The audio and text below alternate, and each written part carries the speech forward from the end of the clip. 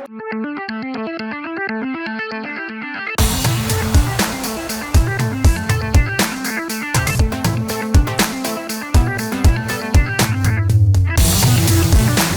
knows there were lots of great games to look forward to throughout this year, you know, not counting all the ones that didn't come out, but Spider-Man Miles Morales has probably been my #2 most wanted game after the PS5 reveal stream. Right under Cana, Bridge of Spirits. Seriously, this game will be amazing, guys. Look at it. Oh, it's so cute. And it feels like it was just yesterday when Insomniac's 2018 high-flying adventure was released on PS4. But yet, it feels like ages since I released my video discussing all the previous Spider games and how they stacked up to the PS4 title. So, before we go any further, I'll give you a shortcut to the video where I compare and contrast my favorite aspects of Spider-Man's video game lineage compared to the PS4 entry. And on that topic, I'll do my best to not say anything plot related in this video, so no spoilers here, but I will be showing lots of footage from PS4 and Miles Morales, so don't be shocked if I end up showing you some bosses or scenarios that will happen in the game. At the very end of the first video, I said that I would feverishly await the next web-slinging adventure Insomniac would send us on, and I have been, let me tell you. However, I honestly didn't expect the next game to be focused on Miles. He was a part of the last game, but this was a surprise. A very welcome surprise, but a surprise nonetheless.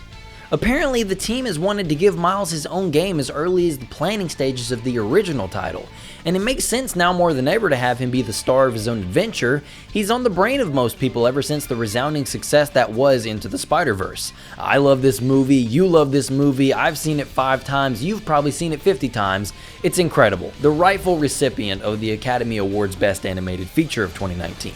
This is all stuff you already know though, but even more appropriate today. I am beyond excited to see what this game has in store for us. So without wasting any more of your time, if you're all caught up, let's dive in. I remember after that reveal, people were a little wary about this game's status as a not quite a sequel. Some worried it'd just be a glorified DLC disc, if you will. Yeah, let's start there. While there is obviously a bit of recycling going on here with a few of the locations you'll visit, even down to 1 or 2 of the animations Miles rocks being used from Peter, I don't find these to be intrusive or distracting in the slightest. I cite them more as evolutions. The city has changed in the time since the first game, and it makes sense that Miles would be using the moves that his mentor has been teaching him. And the length of the adventure is something I'd cite as a positive rather than a negative. It took me about 8 hours to get to the final mission, but the whole way through was almost nothing but core gameplay. The days of sneaking around as a boring person are behind us. You are never not in control of Miles in this game, keeping the pace consistently high. Even with PS4 being a wonderful game, Insomniac has refined the experience to be even more sharp, getting rid of missions that might have been seen as a groan if they were to return, and giving us much more streamlined challenges. Every challenge down to the side missions are all great. You have your basic bad guy warehouses that need to be cleared out, your collectibles that just take a second to grab if you happen to be swinging by, and you also have some that ask you to find audio samples around New York, gathering recordings of the city to use in Miles' music production. I don't think I've ever seen that in a game before. I know it's just pointing a reticle at something and holding a button essentially, but the context here is important. There are still some short, lower energy segments that focus on Miles as a character and his relationships with others, but I don't think I would remove these if given the chance. As I said, I won't go into spoiler territory here, but I just want to acknowledge how much of a sweetheart Miles is. I want to be friends with this dude. He volunteers at his local homeless shelter, picks up groceries for his mom, never passes up an opportunity to be a bro. He's just a nice kid. The supporting cast was alright, but thankfully it never focused on them longer than need be. The main villain's vocal performance was a total highlight, and good lord, I love the training missions that Peter gives you to do. While he's playing hostage, I legitimately was laughing out loud. Yuri Lowenthal once again is perfect as Peter Parker. You'll never get away with this, evil holograms! But yikes. Okay, I know it's been said already, but new Peter is really weird looking. I don't understand why they felt the need to change what he looked like. He looks just too young to me. He looks like he's an inexperienced kid, and that's not what this Peter demonstrated at all. He seems like an adult that's trying to do his best to get through life with the hand he's been dealt. No offense to the guy who they captured, but I don't think Peter ever needed an underwear model's face. And no, Yuri's voice sounds so strange coming from this things, mouth flaps.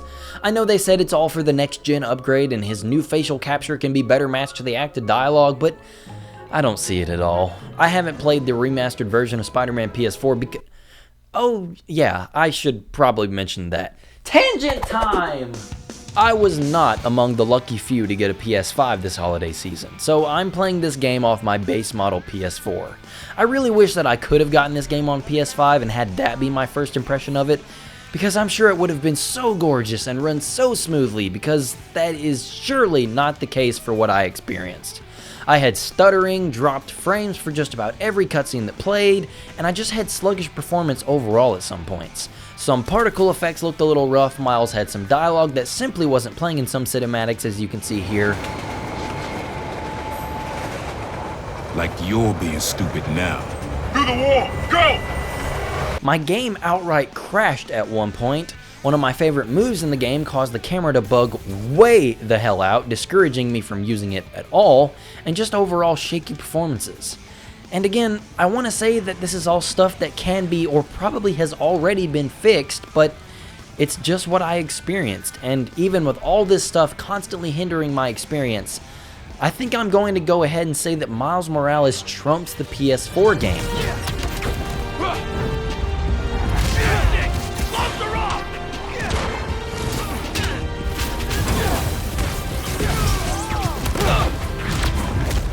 I have got to tell you guys about this kid. No offense to whom it may concern, but I think Miles is just way more fun to control than Peter. From the big stuff that I'll get to in a second, but also down to the inconsequential stuff. I love the subtle animations he has to show his green attitude towards being a superhero. I love the way he nonchalantly jumps off buildings. I love how he starts off with the ability to do tricks. It just comes naturally to him. All his showboating and his way of swinging gives off the impression that he's still kind of impressed that he's doing all this stuff too. And it's so on point. I'm amazed that he can do all this stuff.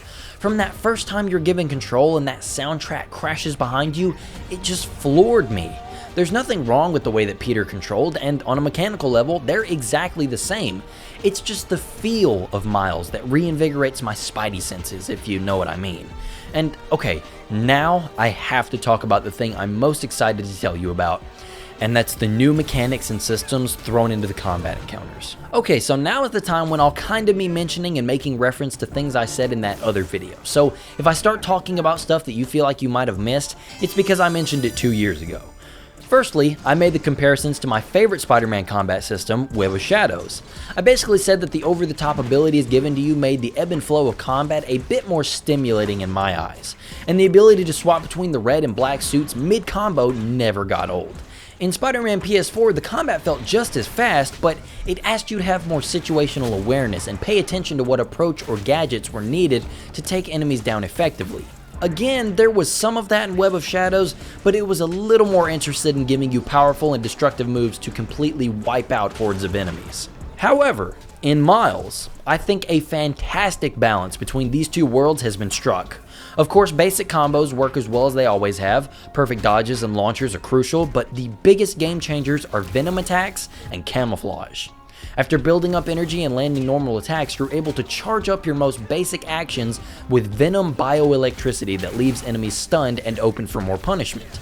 You can land a heavy-hitting punch, an AoE jump attack that takes surrounding enemies into the air, and my personal favorite, a fast tackle that throws enemies afterwards. These are all super intuitive to use too. The L1 button activates the Venom Charge, and it's visible on Miles after it's held down, so you then are just basically connecting the dots after that. To add it to a big punch, you press your punch button. To lift all of the enemies into the air, you press your jump button. To charge at the enemies, you use your web dash button. It's brilliantly implemented. Using all of these moves in tandem with your basic combos is so much fun, and the Venom moves have just such a powerful feel to them, it never gets old. There are some enemies that can send the energy back at you if you're not careful, but otherwise the move is so strong. It might actually be a little too strong. Like watching the splash damage from this blast leave all of these goons open to quick KOs was a little surprising. I played through the game, like I usually do, on spectacular difficulty, the hardest one at the beginning. The deaths I faced usually came from me trying to be too stylish and reckless. But when I just tried to get through the encounters, it wasn't too hard, except for this fight with Rhino. Okay, I hate the shock move so much. And dodging and then launching enemies was typically the safest way to get through encounters. The gadgets really are useful, but I didn't find as many of them to be as useful as I did in the last game. There were just more gadgets in general, but I think I got more use out of Peter's devices. In combat, there were just more practical uses for these gadgets, and Miles' selection is certainly unique, but nothing I found to be game-changing in the heat of a fight. Helpful, sure, but never essential. I did find that when you're out of the enemy's line of sight, this is a different story. I previously said that I had some gripes with how limited the stealth sections in PS4 were. There were a lot of utility with the gadgets that Peter has. Setting traps and watching these guys take themselves out never fails at making you feel clever, but the lack of things you would expect a Spider-Man to be able to do, such as take enemies down from walls and ceilings, made it feel a bit restrictive. I drew comparisons to Shattered Dimensions' Noir missions. The stealth system felt a bit more fleshed out to me, with the expected spider takedowns and shadow system to boot, even if the enemies never really seem to have a brain to come to conclusions on what's happening around them. Now, back with Harlem's finest, there's no shadow system to force you to stay out of the easy to spot areas, and the enemy AI won't be winning awards for realism, but I can call Miles an improvement on Peter's stealth skills. Hallelujah, the boy can take enemies down from walls and ceilings. I think it's funny how the game teaches you about this addition literally in the first stealth encounter. It was like they heard my prayers, and again, trending for today, I think these new abilities kinda make the stealth encounters a little too easily done. I need to be careful what I wish for, because distracting enemies with nearby sounds and then taking them all down from walls made the encounters a little brain dead when complemented by your thumb-sucking opposition over here. The Camouflage basically gives you a get-out-of-jail-free card anytime you're in a combat scenario, or a free reset on the enemy's alert status. Gadget-wise, the electric mines that can interact with certain wall panels are fun to use, but no others really have applications when trying to keep a low profile. So it's possible that this was intentional, but I think it might have been a little overtuned. Even with my compliments to the chef when it comes to the design of these arenas, with tons of cool architecture for Miles to zip to for takedowns, it's fun to come up with plans, even if they're kinda simple due to the limited toolkit. And while stealth and combat may have been a little too easy for me, that doesn't mean the context of these encounters weren't constantly engaging. Years ago, I gave the mission structure for PS4 some flack for being pretty mundane most of the time. It was usually the same song and dance, and the puzzles did not help that dilemma at all. But I'm very happy to report that Miles is never not doing something interesting. Whether that be helping some dude get his cat back or raiding the base of an enemy faction, the context was always great in helping me get behind Miles. I mean, even the side missions kept me on my toes, like when I was randomly swinging to an objective and I come across a helicopter pilot that lost control and needed help. And it also didn't hurt that, again, the arenas were always super interesting and really well put together. It's really hard to explain. I think this game to be the better of the two, but for reasons that are extremely unorthodox. I like the new Venom attacks that make you feel extremely powerful in combat, and the utility that comes with ceiling and wall takedowns, but both come at the cost of more thoughtful strategies involving intricate gadget use in the environments. I know that some have a problem with the shorter length of this game, but I'm of the minority that really prefers my games to be shorter and more densely packed.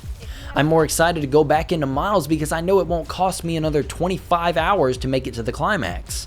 With everything that came together to make this a wholly unique Spider-Man experience, I really appreciate how much stuff in this game comes as a breath of fresh air.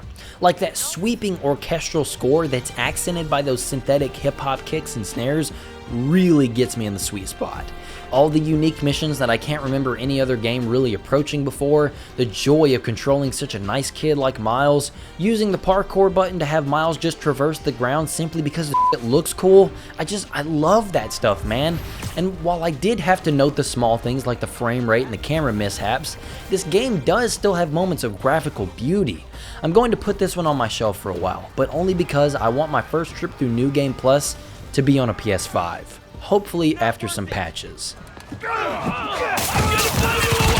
If you're waiting on new hardware to play this game, I really don't blame you. It was very noticeable the whole time that I'm playing this on a PS4, but thankfully I'm still able to play it. And if I'm telling you that it's all worth it from the PS4, I can only imagine the better experience for the PS5 version. If the bugs and potential glitches are a big sticking point for you, then maybe give it some time, but I've never been too harsh on that kind of thing, so ultimately, I would say Miles Morales is worth your time and money. It's now tied for my #1 favorite Spider-Man game, and I don't say that lightly. I can almost guarantee you that will change though when we finally get our eventual sequel. But anyway, I appreciate you for watching, so thanks for stopping by and have a great day.